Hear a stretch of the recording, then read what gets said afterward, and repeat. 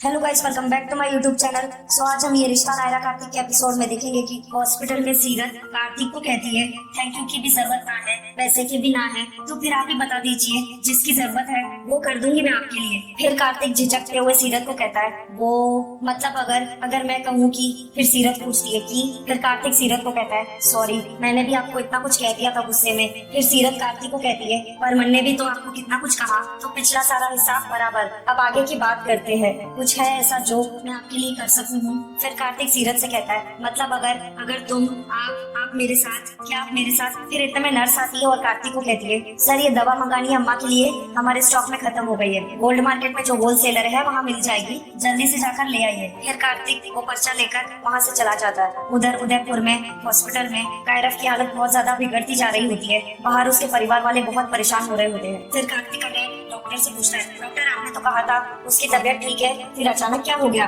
फिर डॉक्टर कार्तिक के डैड से कहता है मैं आपसे थोड़ी देर में बात करता हूँ। मिस्टर गोइंका कार में सीरत कॉल पर बात करती हुई कहती है हाँ बस आ ही रही हूँ दवाई लेके, तू रुक सकता है तो रुक जा, नहीं तो। फिर रोहन सीरत को कॉल पर कहता है नहीं मैं यहीं पर हूँ, तू आएगी फिर ही जाऊंगा। फिर सीरत रोहन को कॉल पर कहती है चल फिर ठीक है आती हूँ। फिर रोहन कहता है ओके। फिर सीरत कार्तिक को बताती है ऑपरेशन तो हो गया माउरी का, पर फिर भी ना जरा देर के लिए भी उनको अकेला छोड़ने की हमारी हिम्मत नहीं हो रही। फिर कार्तिक झिझकते हुए सीरत को कहता है वहाँ उदयपुर में मेरा बेटा। फिर इतने में सीरत कहती है अरे गाड़ी रोको रोको गाड़ी, अरे सॉरी वो मेरे ध्यान से निकल गया, मैं बताना भूल गई थारे को, पर अच्छा हुआ टाइम पर रोक दिया, वरना दवाई की दुकान वहाँ पीछे रह जाती। सर पता नहीं क्यों भारी हो रहा है हमारा। इतना बोल के सीरत कार से उतर जाती है। दवाई की दुकान वाला सीरत को कहता है मैं 30 साल से इस लाइन में हूँ, दवाई का नाम पढ़ते ही मुझे पता चल जाता है कि वो कितनी अर्जेंट है, तभी तो मैं कहूँ दवाई चाहे कहीं से भी मंगवाऊँ पर भिजवाऊँ वो जरूर। आप एक काम करो हॉस्पिटल को नाम और रूम नंबर रजिस्टर में लिख दो। फिर कार्तिक दवाई वाले से कहता है आप प्लीज अपना कार्ड दीजिए। फिर सीरत दुकान वाले को कहती है लेट मत करना पैसा। फिर दवाई की दुकान वाला कहता है सीरत को आप निश्चिंत रहो मैडम जी। फिर कार्तिक सीरत से कहता है चले। फिर सीरत कार्तिक को थैंक यू कहती है। फिर कार्तिक सीरत को कहता है मैंने इनका कार्ड ले लिया है, अगर दवाई 1 घंटे में नहीं पहुंचती है तो हम पता कर सकते हैं। फिर कार्तिक खुद से ही कहता है अम्मा की तबीयत अब ठीक है, कुछ दिन आराम करेगी तो बेटर फील करेगी, अभी तो इसे आने में कोई प्रॉब्लम नहीं होगी, साथ चलने के लिए पूछ सकता हूँ। हाँ मेरा बच्चा। सीरत सुनो। फिर इतने में सीरत कहीं नजर नहीं आती कार्तिक को। कार्तिक इधर उधर देखता है। फिर सीरत नजर आ जाती है कार्तिक को। फिर कार्तिक सीरत के पास भाग के आता है। फिर सीरत कार्तिक को बताती है मन्ने मन्नत मांगी है अठे माउड़ी के लिए, आप चाहे तो आप भी मांग लो, जिसके लिए चाहिए जो चाहिए। सीरत ने मन्नत की पोटली पे लिखा हुआ होता है माउड़ी ठीक हो जाए। फिर कार्तिक भी पोटली पर कुछ लिखता है और बांधता है। कार्तिक ने अपनी पोटली पे लिखा होता है कायरव ठीक हो जाए। फिर अचानक से सीरत को चक्कर आने लगते हैं। फिर कार्तिक सीरत से पूछता है सीरत अम्मा तो ठीक हो गई है ना, कुछ दिन हॉस्पिटल में रहेंगी, आराम करेंगी तो वीकनेस भी कम हो जाएगी, अब आपको मेरे साथ उदयपुर चलना होगा, आप सुन रही है ना। फिर सीरत कार्तिक को कहती है हाँ। फिर सीरत कार्तिक से पूछती है आपने क्या कहा कार्तिक जी। वो सॉरी मैंने वो सुना ना, अरे सर में बहुत दर्द हो रहा है। फिर कार्तिक सीरत को चिल्लाते हुए कहता है मैं कह रहा हूँ कि कायरव की तबीयत बहुत खराब है, बीमार है वो, डॉक्टर ने कहा है उसे आपकी जरूरत है। फिर सीरत अपने सर पे हाथ रखते हुए कार्तिक को कहती है तबीयत खराब है। हाँ माउड़ी की तबीयत खराब है, ठीक हो जाएगी, खाटू महाराज उन्हें जल्दी ठीक कर देंगे, हमारे सर में पता नहीं क्या हो रहा है, हमारे बहुत दर्द हो रहा है। फिर कार्तिक चिल्लाते हुए फिर से सीरत को कहता है मैं कह रहा हूँ कि कायरव की तबीयत। फिर इतने में कार्तिक को किसी की कॉल आती है। फिर सीरत कार्तिक को बताती है नशा सा हो रहा है हमारे को। इतने में मनीष कार्तिक को कॉल पर कहता है कार्तिक कायरव की तबीयत बहुत खराब है बेटा, डॉक्टर का कहना है कायरव की तबीयत ठीक होने के लिए उस लड़की का यहाँ होना बहुत जरूरी है बेटा, किसी भी तरह प्लीज उसे ले आओ। फिर इतने में सीरत को चक्कर आने लगते हैं। कार्तिक उसे संभाल लेता है। कार्तिक सीरत को अपनी बाहों में उठाकर वापस कार में बैठा देता है और खुद भी कार के अंदर बैठ जाता है। फिर कार्तिक ड्राइव करते हुए खुद से कहता है पापा आ रहे हैं कायरव, आपको जो चाहिए वो लेकर आ रहे हैं, आप प्लीज पापा का वेट करना, पापा को छोड़कर नहीं जा सकते हैं आप, तुरंत आ रहे हैं, हम निकल चुके हैं बस। फिर इतने में सीरत को होश आ जाता है और रात हो चुकी होती है। सीरत कार्तिक को कहती है सॉरी हमारी आंख लग गई, पता नहीं कैसे कब, सॉरी वो माउड़ी की दवाई मिली माउड़ी की। फिर कार्तिक कहता है हाँ। फिर सीरत कार्तिक को पूछती है तो फिर हम ये कहाँ जा रहे हैं, हाँ कौन सी जगह है ये। फिर सीरत वहाँ बोर्ड देख लेती है और कहती है उदयपुर। फिर सीरत कार्तिक से पूछती है ये उदयपुर हम कट्ठे जा रहे हैं, हम तो माउड़ी की दवाई लेने गए थे ना, फिर हम अट्ठे कैसे आए। हाँ अरे आप हमारी बात का जवाब क्यों ना दे रहे? अरे बोलो ना आप, हम कहाँ जा रहे हैं और क्यों? क्या हो रहा है ये? अरे सुनाई ना दे रहा थारे को? अरे क्या हो रहा है? कहाँ लेकर जा रहे हो हमारे को? अरे मम्मी कहते हैं। फिर कार्तिक चिल्लाते हुए सीरत को कहता है, मेरे बेटे को आपकी जरूरत है। फिर सीरत गुस्से से कार्तिक को कहती है, रोक गाड़ी, गाड़ी रोक, रोक, मारे को ना जाना थारे साथ, रोक गाड़ी, गाड़ी रोक। तारी हिम्मत कैसे हुई मारे को हमारी माऊली से दूर ले जाने की? बोल, जबकि वो इतनी बीमार है, हॉस्पिटल में है। फिर कार्तिक भागो होकर सीरत को कहता है, मेरा बेटा भी बीमार है, वो भी हॉस्पिटल में है, उससे आपकी जरूरत है प्लीज। फिर सीरत रोते हुए कार्तिक को कहती है, अरे थारे बच्चे को मारे से क्या करना? उस दिन जो पार्टी में हुआ था उसे तो समझ में आ ही गया होगा कि मैं उसकी मम्मा ना हूँ। मारे को हमारी माऊली के पास जाना है, छोड़। फिर कार्तिक सीरत को कहता है, देखिए प्लीज प्लीज आप मेरी बात सुनिए, मेरी बात सुनिए प्लीज। सीरत कार्तिक को कहती है, छोड़ मारे को। कार्तिक भावुक होकर सीरत को कहता है, मेरा बेटा वो बहुत बीमार है, बहुत बुरी कंडीशन में है, डॉक्टर ने कहा है कि उसे आपकी जरूरत है। फिर सीरत चिल्लाते हुए कार्तिक को कहती है, छोड़ मारे को, छोड़ मारे को। पागल समझ रखा है क्या तूने मारे को? छोड़, नहीं तो पुलिस ने फोन मिला लूंगी मैं कि किडनैप कर लिया है इसने मारे को। फिर कार्तिक गुस्से से सीरत को कहता है, देखिए आप जेल भिजवा दीजिएगा मुझे, पर पहले मेरे बेटे से मिल लीजिए प्लीज। फिर सीरत गुस्से से कार्तिक को कहती है, ये शरारत का नाटक ना कर हमारे सामने, सब समझ में आ गया हमारे को। हमारी माऊली की मदद इसलिए की ना तूने, उसका ऑपरेशन इसीलिए कराया ना ताकि सारे एहसान चढ़ जाए हमारे ऊपर, और फिर जो तू कहे मैं वो करूँ। छोड़, नहीं जाना हमारे को थारे साथ, पर मैं थारे देवता वाले नाटक के झांसे में ना आने वाली। थारा दूसरा रूप देख लिया है मन ने, छोड़, रोक गाड़ी नहीं तो। फिर कार्तिक गुस्से से सीरत को कहता है, छोड़ो स्टीयरिंग प्लीज, छोड़ो। फिर इतने में सीरत कार का दरवाजा खोल लेती है और कार से बाहर निकलने की कोशिश करती है, पर कार्तिक सीरत का हाथ पकड़ लेता है। गाड़ी का बैलेंस बिगड़ने लगता है क्योंकि सीरत खुद को छुड़ाने की कोशिश कर रही होती है। फिर इतने में कार्तिक हॉस्पिटल के बाहर गाड़ी रोक देता है। सीरत कार से उतर के भागने की कोशिश करती है, पर कार्तिक सीरत को पकड़ लेता है और उससे कहता है, सीरत अंदर चलो, मेरे बेटे की तबीयत बहुत खराब है। फिर सीरत गुस्से से कार्तिक को कहती है, नहीं जाना हमारे को थारे साथ। सीरत गुस्से से कार्तिक को कहती है, तुम्हारे को हमारी माऊली से दूर लेके आया है ना, थारे बेटे के पास भी ना जाऊंगी मैं। कार्तिक जिद करते हुए सीरत को कहता है, अंदर चलो, अंदर चलो प्लीज। सीरत गुस्से से कार्तिक को कहती है, छोड़ मारे को, गवर्नेंस बना के ले जाना चाहे ना तुम्हारे को अपने बच्चे की, सब पता है मारे को। थारी दादी आई थी हमारे घर नोटों की गड्डी लेके, मैंने उन्हें मना कर दिया तो तू आ गया बैंक का कार्ड लेके। अरे वैसे ना बिकी तो ऐसे खरीदने चले मारे को।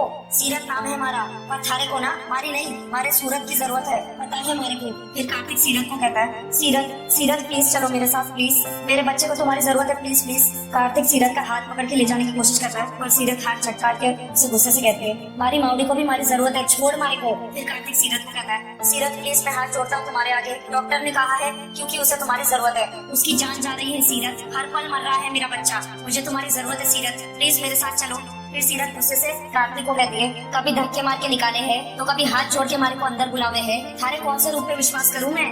मारे को ना जाना थारे साथ, मारे को हमारी माऊली के पास जाना है। इतना बोल के जैसे सीरत जाने लगती है, कार्तिक गुस्से से सीरत को पकड़ते हुए कहता है, सीरत प्लीज चलो, चलो मेरे साथ। फिर सीरत गुस्से से कार्तिक को कहती है, कहीं ना जाना मारे को थारे साथ, छोड़ मारे को। इतना बोल के सीरत कार्तिक को धक्का दे देती है। फिर सीरत चिल्लाते हुए कार्तिक को कहती है, कहीं ना जाना मारे को थारे साथ, एहसान किया होता ना हमारे पे तो आ भी जाती थारे साथ, और धोखा किया है तूने हमारे साथ, पैसे दे के खरीदना चाहा हमारे को। फिर कार्तिक सीरत को कहता है, मैंने ना तो कोई एहसान किया है ना तो कोई धोखा दिया है तुम्हें, इंसान होने के नाते इंसानियत निभाई है बस, और अपने बच्चे के जान के लिए भीख मांग रहा हूँ तुम्हारे आगे, मेरे बच्चे की जान बचा लो। फिर सीरत गुस्से से कार्तिक को कहती है, ये भाषण ना किसी और को देना जाके, मारे को ना पछता जैसा। फिर कार्तिक सीरत को कहता है, सीरत चलो। कार्तिक गुस्से से सीरत को कहता है, सीरत चलो मेरे साथ। सीरत जिद करते हुए कहती है कार्तिक को, मैं ना जाऊंगी तेरे साथ। कार्तिक सीरत का हाथ पकड़ के कहता है, सीरत चलो प्लीज।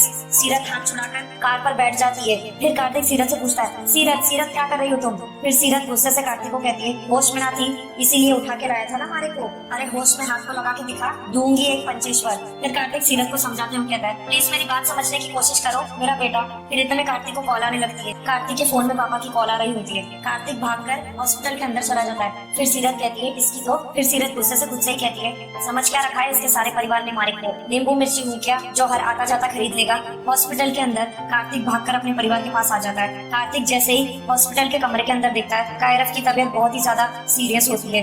कायरव की ऐसी हालत देखकर कार्तिक नीचे बैठ जाता है और उदास होकर कहता है, चाचू मेरा बच्चा, चाचू मेरा बच्चा। फिर दादी कार्तिक से पूछती है, सीरत कहाँ है किट्टू, बुलाओ उसे जल्दी। फिर कार्तिक दादी को कहता है, वो नहीं आई। कार्तिक की बात सुनकर सारे घर वाले सदमे में आ जाते हैं। फिर कार्तिक परिवार वालों को बताता है, मैंने बहुत कहा, मैंने बहुत मिन्नतें की, पर वो नहीं मानी, वो नहीं आएगी मेरे बच्चे को बचाने। पापा आप ही मेरे बच्चे को बचा लो, आप बचा लो उसे प्लीज। दादी अपने भगवान से कहिए मेरे बच्चे को बचाए वो। कृष्णा जी आप सुन रहे हैं ना, मेरा बच्चा। सारे घर वाले कायरव के कमरे के अंदर देखते हैं। कायरव तकलीफ में तड़प रहा होता है हॉस्पिटल के बाहर सीरत कार से उतर जाती है। फिर सीरत एक आदमी से पूछती है, भाई साहब जैसलमेर के लिए गाड़ी कहाँ से मिलेगी? फिर वो आदमी बताता है उधर से। कार्तिक कायरव के कमरे में जाता है और चिल्लाता है, कायरव कायरव बेटा पापा को माफ कर दो बेटा। आई एम सॉरी बच्चा, पापा आपकी मम्मा जैसी दिखने वाली लड़की को नहीं लेकर आ पाए। आई एम रियली सॉरी बेटा, पर आपको लड़ना होगा बेटा, आपको ठीक होना होगा बेटा। यू आर अ फाइटर बेटा, आप अपनी मम्मा जैसे फाइटर हो बेटा, शेरनी के बेटे हो आप। फिर डॉक्टर गुस्से से कार्तिक को कहता है, आप प्लीज बाहर जाइए। कार्तिक डॉक्टर को चिल्लाते हुए कहता है, डॉक्टर प्लीज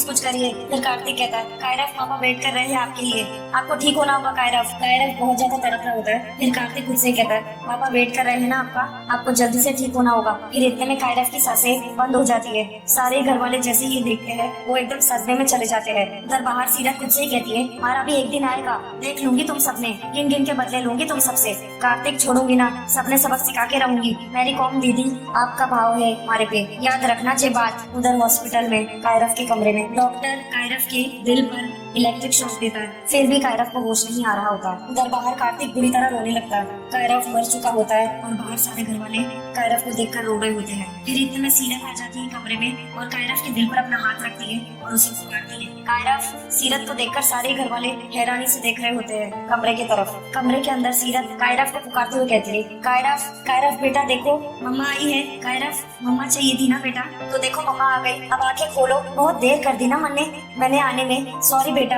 पर अब देखो आ गई ना मम्मा, उठ जाओ, आप अपनों को छोड़कर नहीं जाओगे। मम्मा कह रही है ना कायरव, वो आ गई है, उठो कायरव कायरव मम्मा के लिए उठ जाओ कायरव कायरव उठो। फिर इतने में मॉनिटर मशीन में लाइंस आने लगती है। कायरव को होश आ जाता है। कायरव की सांसें फिर से चलने लगती है। सीरत कायरव को कहती है, कायरव सीरत को देखकर कहता है, मम्मा। कायरव को जिंदा देखकर सारे घर वाले बहुत ज्यादा खुश हो जाते हैं। कायरव सीरत को देखकर मम्मा कहकर उसे गले लगा लेता है। सीरत भावुक होकर कायरव को कहती है, मेरा बेटा, हमारा लाडिस है। फिर कायरव की नजर बाहर कार्तिक पर जाती है। कायरव कार्तिक को देखकर कहता है, पापा। कार्तिक कमरे के अंदर आ जाता है और कायरव का हाथ पकड़ के उसे चूमने लगता है और कायरव के गले लग जाता है। फिर इतने में एक एक करके सारा परिवार हॉस्पिटल में आ जाता है। जैसे ही रिया सीरत और कार्तिक और कायरव को एक साथ देखती है उसका मुंह उतर जाता है। फिर इतने में डॉक्टर कहता है, एक्सक्यूज मी, आप बच्चे को थोड़ी देर आराम करने दीजिए, बहुत वीकनेस है। सीरत रोने लगती है। फिर सीरत लंगड़ाते हुए कायरव के कमरे से चली जाती है। कार्तिक कमरे में अकेला बहुत ज्यादा भावुक हुआ होता है। सो गाइस, आज का ये रिश्ता नायरा कार्तिक का एपिसोड यहीं पर समाप्त होता है। Thank you for watching.